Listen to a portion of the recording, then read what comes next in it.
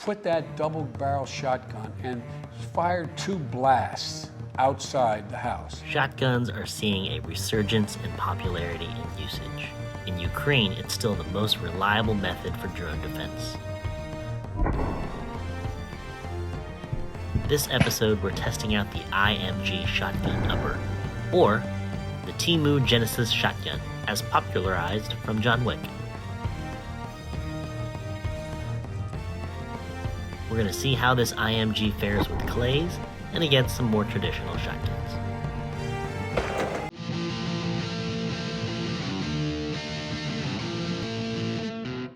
Hello YouTubeverse. Today we're going to be taking a look at the IMG 12 gauge shotgun upper.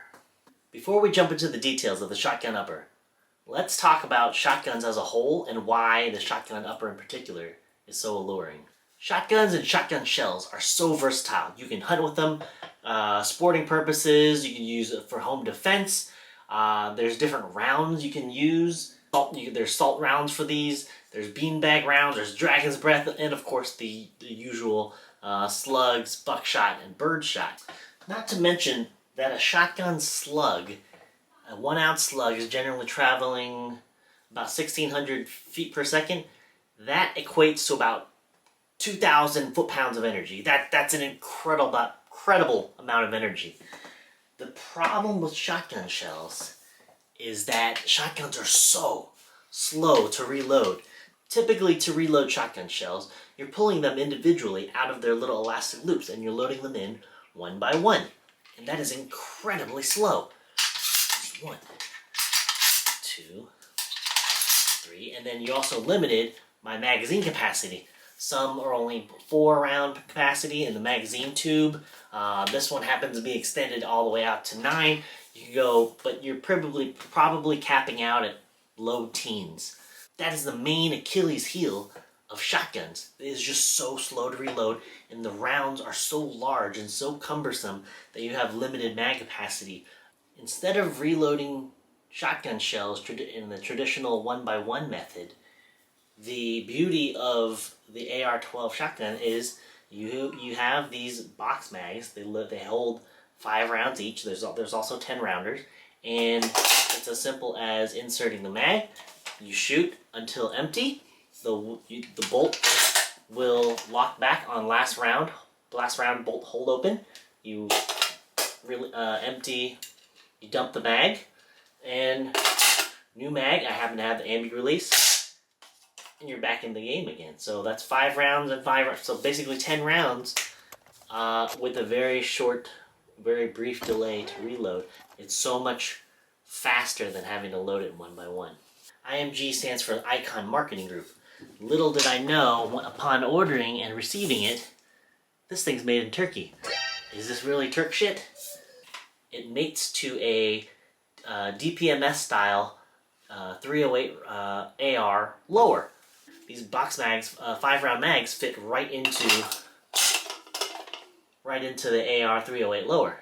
By mating the two, you have a full and complete firearm that has AR controls with the AR safety. I actually happen to put an ambi control on here, any kind of AR trigger, and also your well-known rear charging. Some other details about this IMG shotgun upper. It comes with an 18-inch barrel. That's the minimum barrel length required by the NFA. That's a whole nother topic. But it's got a standard 18-inch barrel. The muzzle end of this has a really strange thread pitch. We're going to take a quick side trip here. If I'm measuring this thread pitch correctly, I'm pretty sure it's metric. Using a set of calipers here, I believe the outer diameter is 22 and a half. The half is kind of odd. And the thread pitch is a metric 1.0. Kind of weird. I've never heard of a 22 and a half by 1 metric thread muzzle device. Looking around online, there's not that many shotgun suppressors out there, but didn't find any muzzle devices that had this particular thread pitch, so you can thread on suppressors. So that was kind of weird. I don't know why they chose that. Some other observations. This has a proprietary gas system. There's a heavy and a light setting. Well, one's perpendicular, one's parallel with the barrel. And basically, from what I found out testing, the heavy setting is for slugs, and then the light setting is for birdshot. Pull! Here's some footage where I set the gas setting on the incorrect mode. Uh-oh, it didn't eject. Failure to eject. Yep.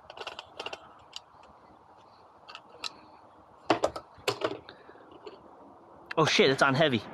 We had 100% reliability with slugs. With birdshot, anything about 7.5, 8, number 9 birdshot, it was 99% reliable. Every once in a while, you'd have a shell that would get hung up on the ejection port because the hull opens up and it gets hung up right on the edge of the ejection port. But it was generally 99% reliable. I'll have some footage. I'll roll in some footage from a 2-gun match that I did, where I had a few malfunctions on camera. But buckshot, we did not have very good reliability out of buckshot, using a couple different brands. And maybe it's because I didn't know I was supposed to use the heavy setting or the light setting. There's no in between. It's either one or the other. And buckshot's kind of an in-between load. I would think it was probably closer to the heavy load, but that wasn't so reliable. You'd have failure to eject. It's like there wasn't enough power to eject the round out of the chamber. So that was kind of an odd finding. So I guess if you do choose to go with this upper, you gotta really test your ammo and really stick to what you know works well with this. They are shotguns with your particular setup. We have one viewer, one commenter that was asking about magazine compatibility. Generally, these seem to be proprietary magazines to them. I am very curious if the John Wick style Genesis shotgun, if those Genesis shotguns magazines will fit. I'll have to order some of those and give it a try. But these 5-rounders seem to work well. They also offer 10-rounders. The commenter asked if 1919 style or AR-12 style shotguns would work, and I did order 2 of them. Right off the bat, I noticed that they did not work. I don't know if this will focus, but 1919 style magazines have a little tab right above the back of the magazine here. I actually chopped it off just to see, because I did notice the tab that used to be here, the bolt would get hung up on it, and it's also got a different last round bolt hold open tab design to it. Either way, this whole back end setup here would not allow the bolt to reliably move, and would get hung up every time. So short answer, 1919 magazines do not work. These mags, I got 2 more for a total of 4 magazines. I got 2 more magazines from Centerfire Systems for about $25 each. And with these 4 mags, we went and tested this. We went to go shoot sporting clays with it. I went to the range just to zero it and just to play around with it and get familiar with it. And we also did not 1 but 2 2-gun matches, 2 different months. We're going to save that till the end for my final take of the 2-gun match, because that's when I had the most hands-on and most manipulation in a stressful environment. Another quick observation about shotgun shells and loading in these magazines. Shotgun shells are typically categorized as high brass or low brass. This being the high brass, and this as an example of low brass. Typically it kind of correlates to how much powder is in these particular shells. When loading high brass shells, I noticed that sometimes they get hung up. The shell on top will sometimes run into or get caught up on the high brass lip. So it's sometimes difficult to load. So as you can see here, it gets hung up. To overcome that, sometimes I've had to press down on the shell beneath and load the shell right on top to overcome that. Low brass shells don't have that same issue. They will load in without interfering. Let's talk about that match negligent discharge that I had. To level the playing field with other style shotguns like over-unders or side-by-sides or even pump shotguns against these high-speed box-fed mags, the course of fire was to load one shell at a time. After that way you know that the chamber is empty so that you can pass through an obstacle, load another shell, a single shell, pass through the obstacle again, and then load a single shell. So they know that every time you pass through the obstacle that there's no round in the chamber. So basically I had just come back from the obstacle. The selector was still on fire. I loaded a single shell in, and I hit my AMB bolt release to send the bolt home. Thankfully, I was still pointed in a safe direction down at my feet, and the fire was off. Or sorry, fire was on. Sent the bolt home. Round sent off with the firing pin that had essentially slam fired. Real quick deep dive into the accidental discharge. The IMG bolt carrier group uses its own proprietary design here, but it's very similar to a standard AR bolt carrier group. The firing pin differs slightly in that it has a spring on the firing pin. I think this is an attempt to prevent the slam fires that I experienced. So basically, when this bolt gets sent forward at full speed without being encumbered by a magazine or the bolt carrier group or having to strip a round off, it's to slow down the firing pin from hitting the shotgun primer. Shotgun primers are generally softer than your typical rifle primer. Even in a standard AR bolt carrier group, the firing pin is a floating pin design. If you can see here, the firing pin floats in the channel.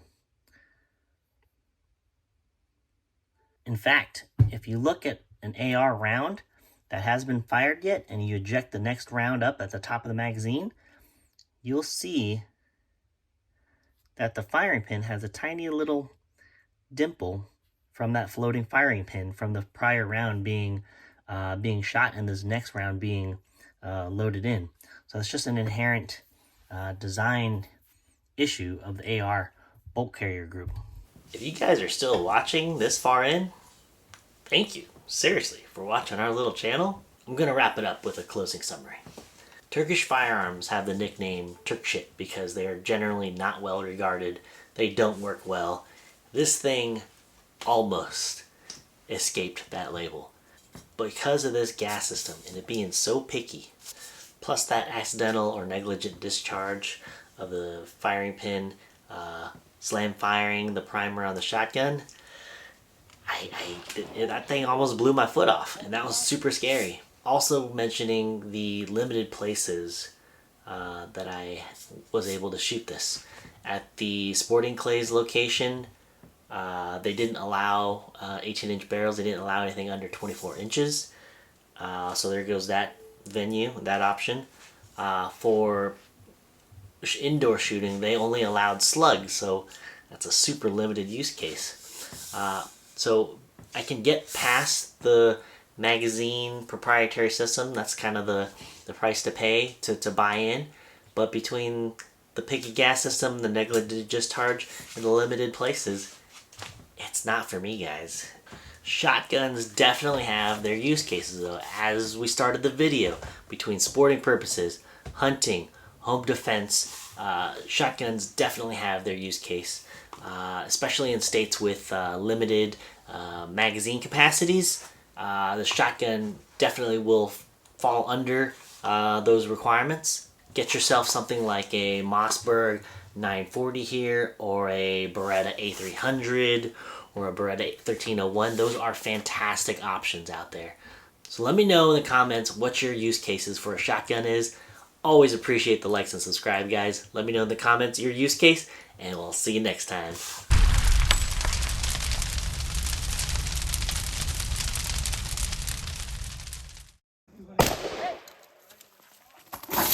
Now we're talking.